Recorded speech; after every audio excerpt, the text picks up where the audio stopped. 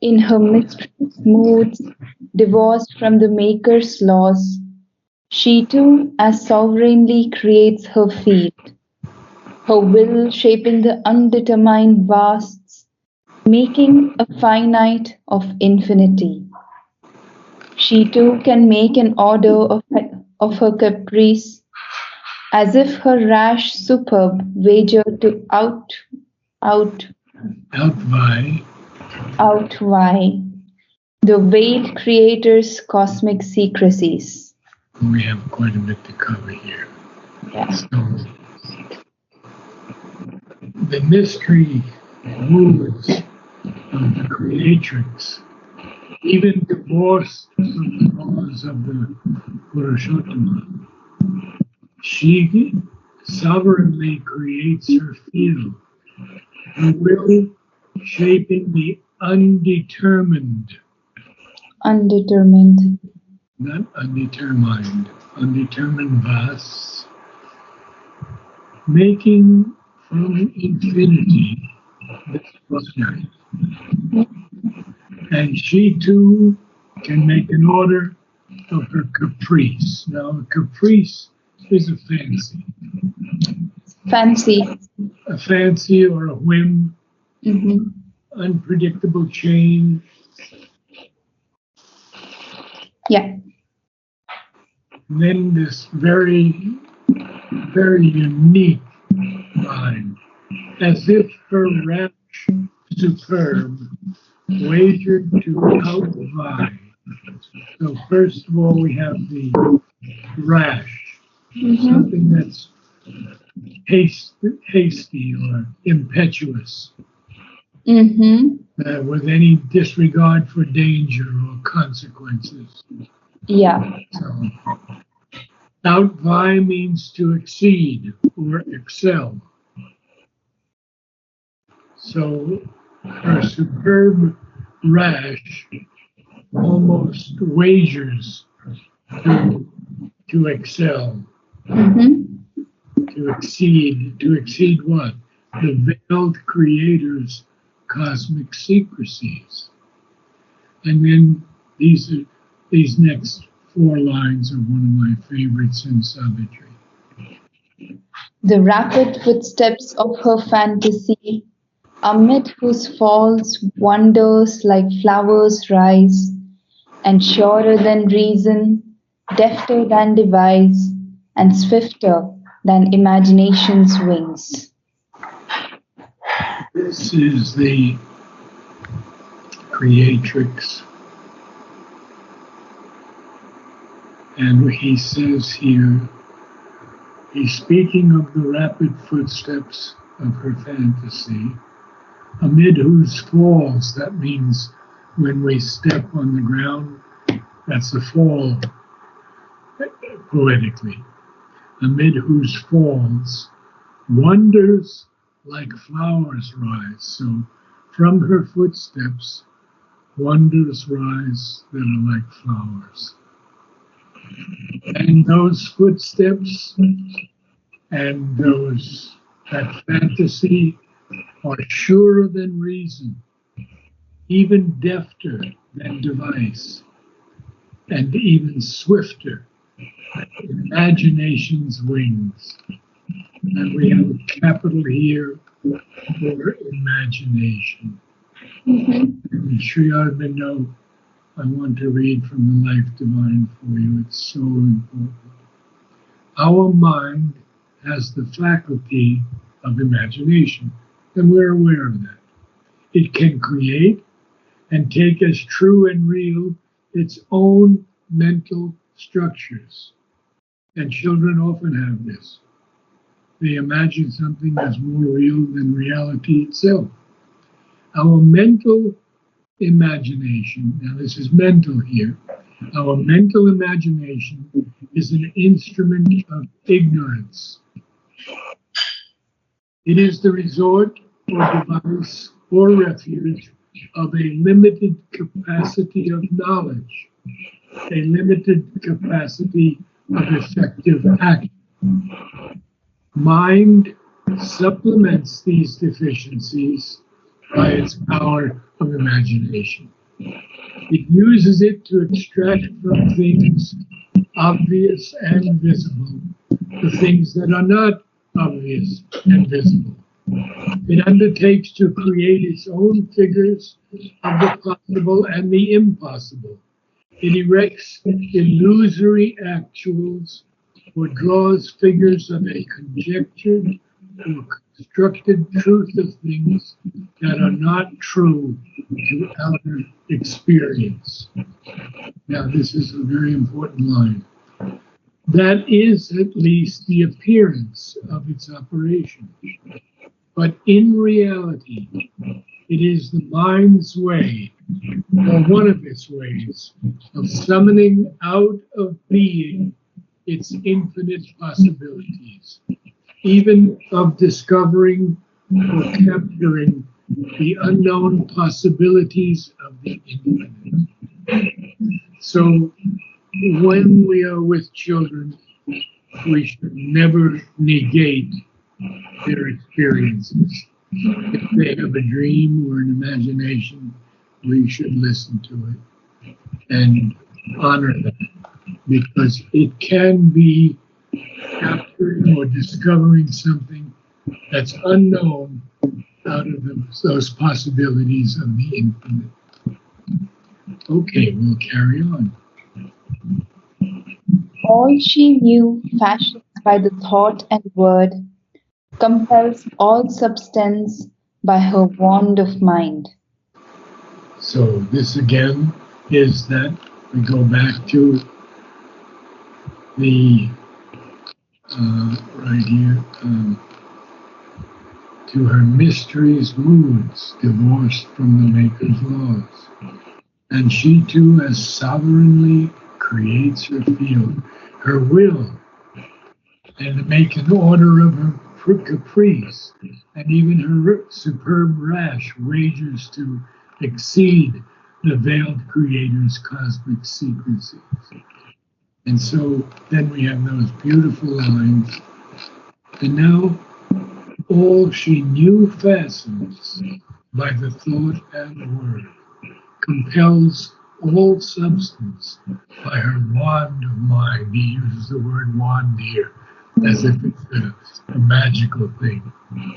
But then he tells us the next line what mind is. Mind is a mediator divinity. Its powers can undo all nature's work. Mind can suspend or change earth's concrete law. And that's why Swami Vivekananda told us, be very careful of what you think. It has such a power. So the powers of mind can undo all nature's work. For example, the atom bomb dropped on Hiroshima and Nagasaki killed millions of people. Yeah. And of course, it's argued that it did end the war and save millions of lives also. So mind can suspend or it can change this concrete law of earth. Where we live in the field of ignorance, there are laws of earth. Thou shalt not do this, thou shalt do this. And so mind can suspend or change them.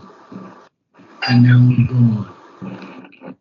Affranchised from earth habit's drowsy seal, the leaden grip of matter it can break. Indifferent to the angry stare of death, it can immortalize a moment's work. A simple fiat of its thinking force, the casual pressure of its slight assent, can liberate the energy dumb and pent within its chambers of mysterious trance. It makes the body sleep, a puissant arm, holds still the breath, the beatings of the heart, while the unseen is found, the impossible done, communicates without means the unspoken thought. It moves events by its bare silent will, acts at a distance without hands or feet. A lot to go over here. And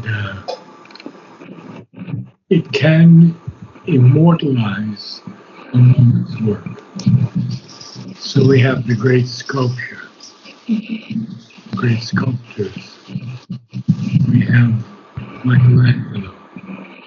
We have Da Vinci. We have all these great beings who could, a simple fiat, it's the word is fiat.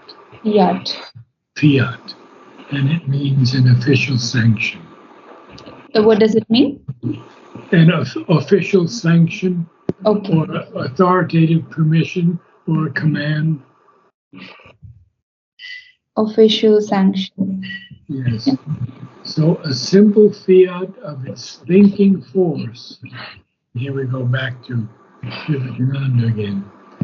The casual pressure of its slight ascent, even a slight ascent, and liberate the energy dumb and pent. Pent is Pent up.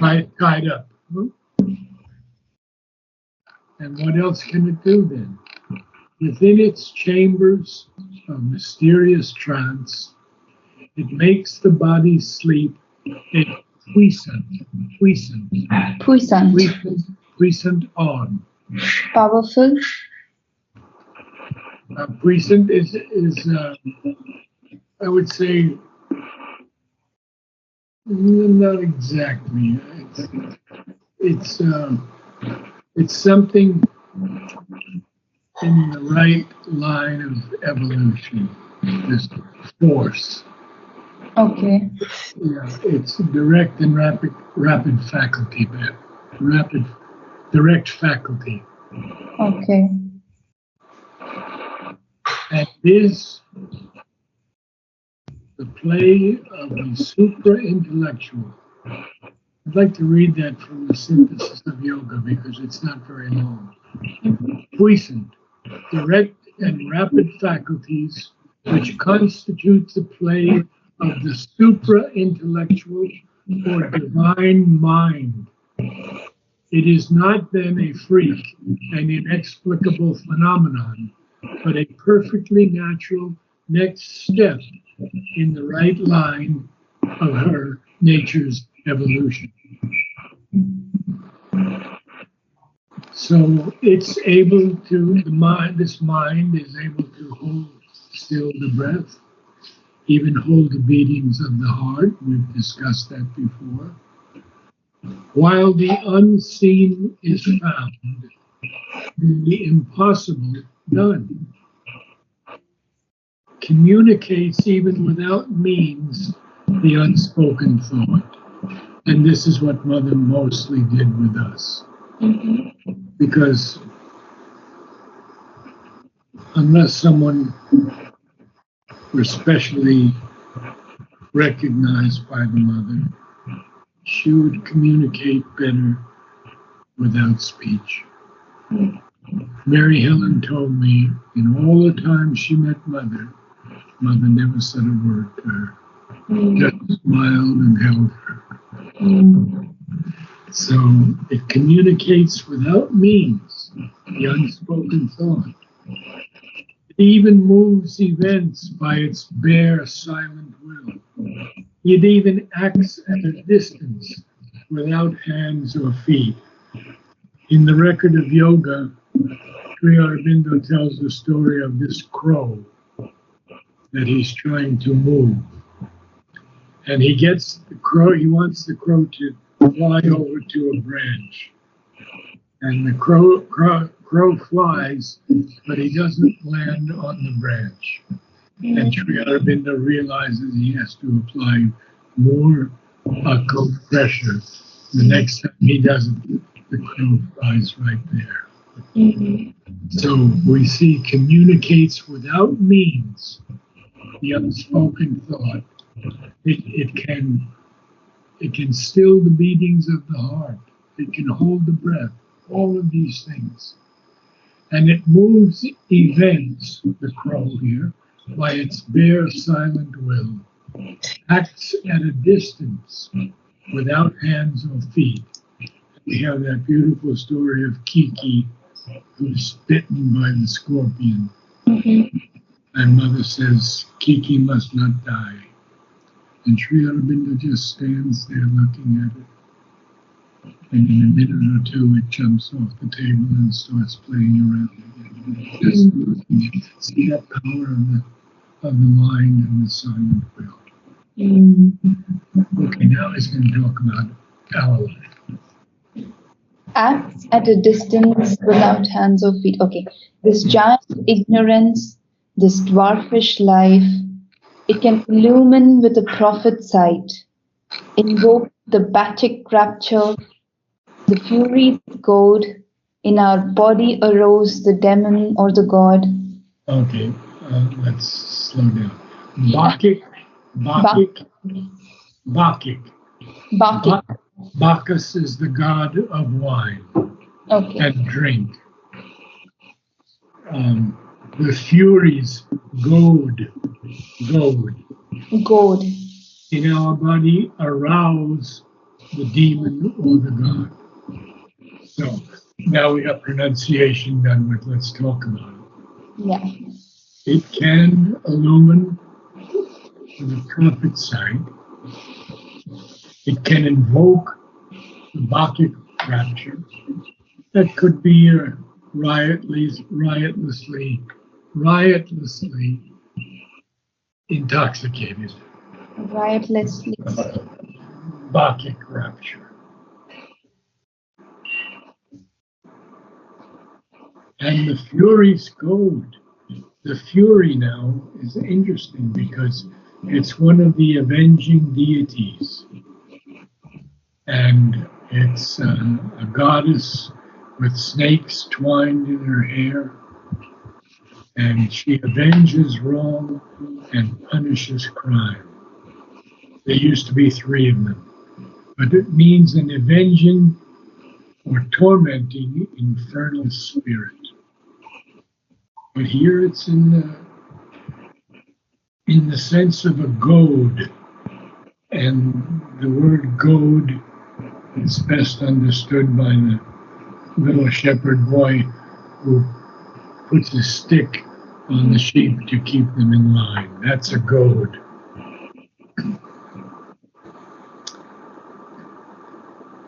In our body, arouse the demon or the god.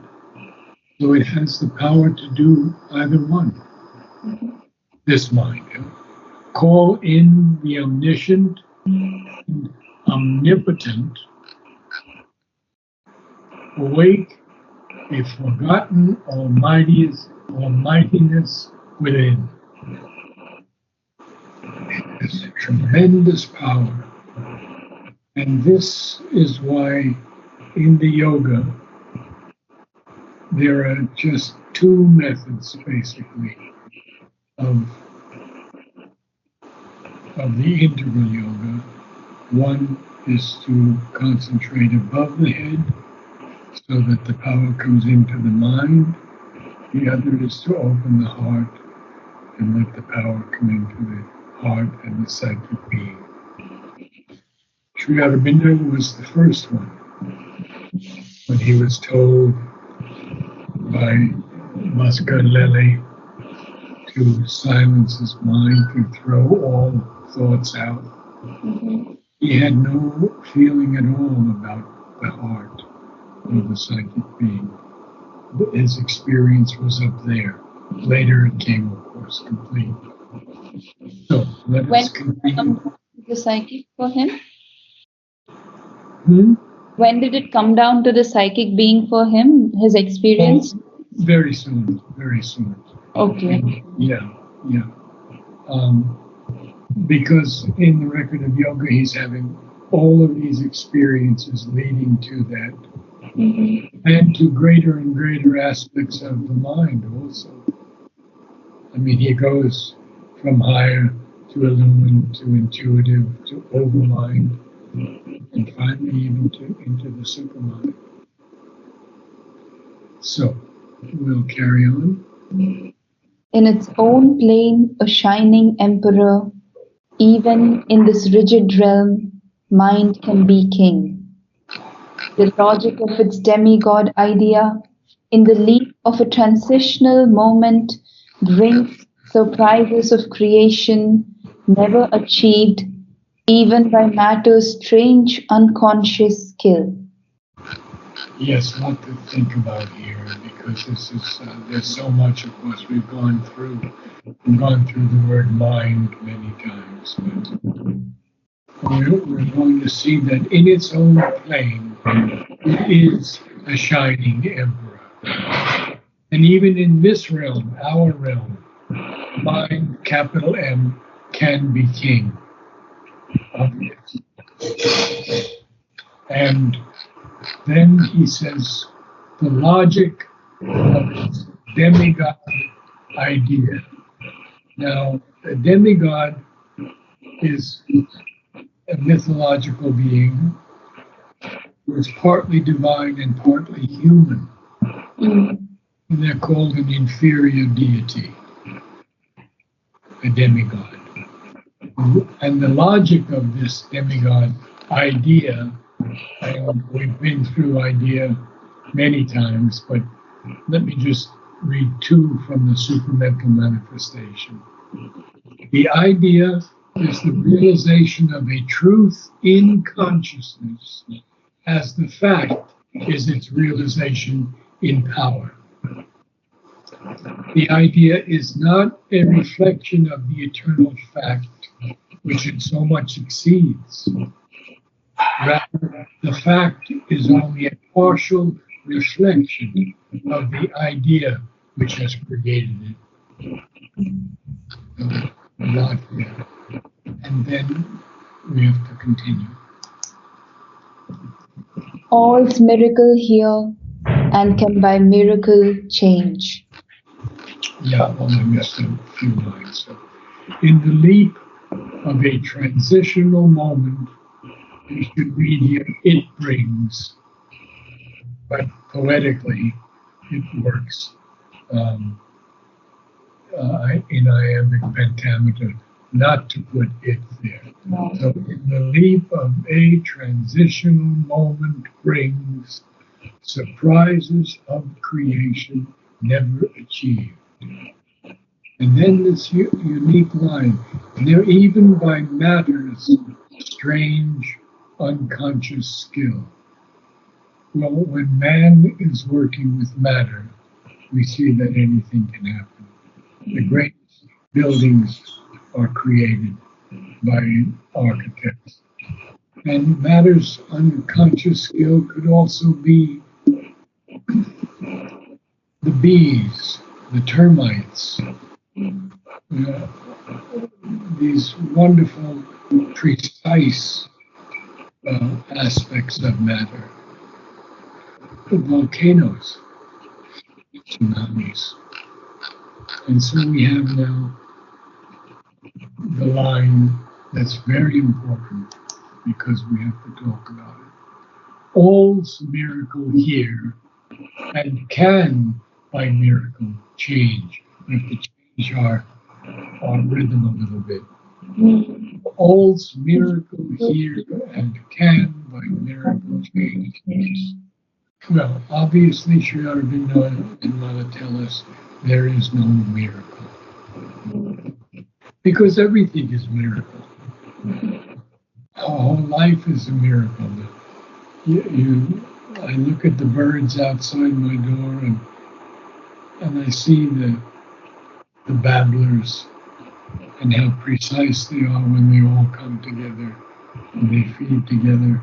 And they won't chase the squirrels away. They'll all feed together. So all's miracle here, true, and can by miracle change, true. So we'll read just a little more and stop there, and then you can read the whole thing.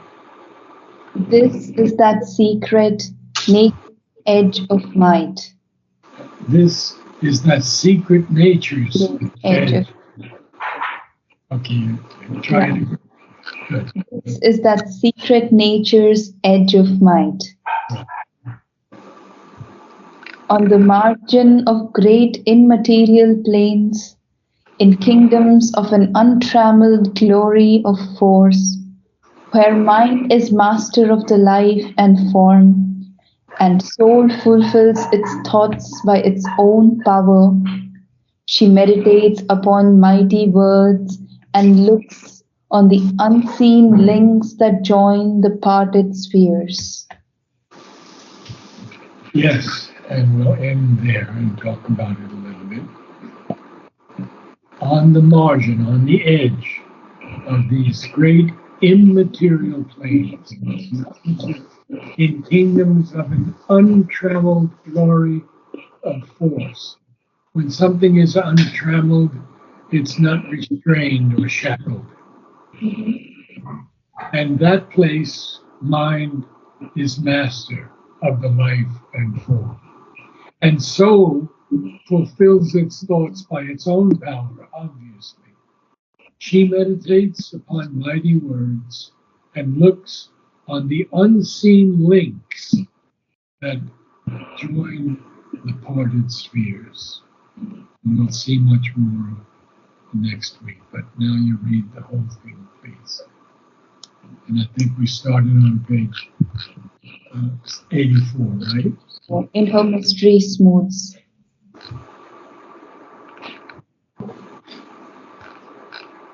In her mystery smooths, divorced from the Maker's laws, she too as sovereignly creates her field, her will shaping the undetermined vasts, making a finite of infinity.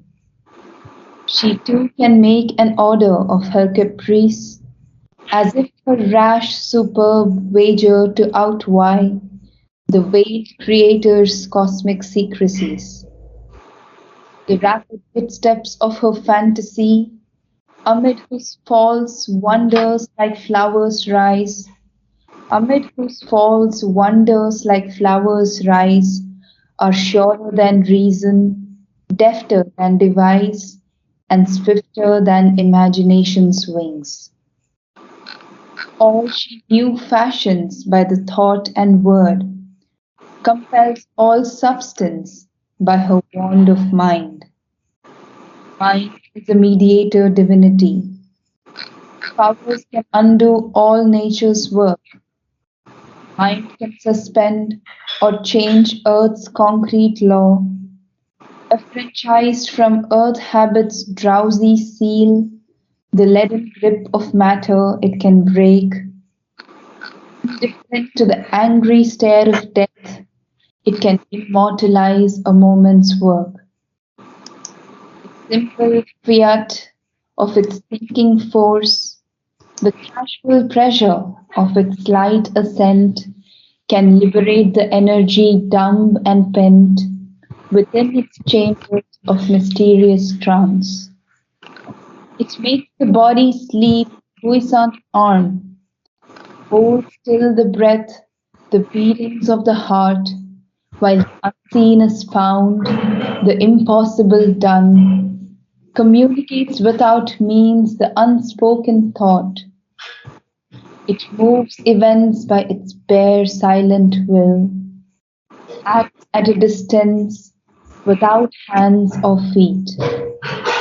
This giant ignorance, this dwarfish life, it can illumine with a prophet's sight, invoke the Bacchic rapture, the Fury's goad, in our body arouse the demon or the god, call in the omniscient and omnipotent, awake a forgotten almightiness within.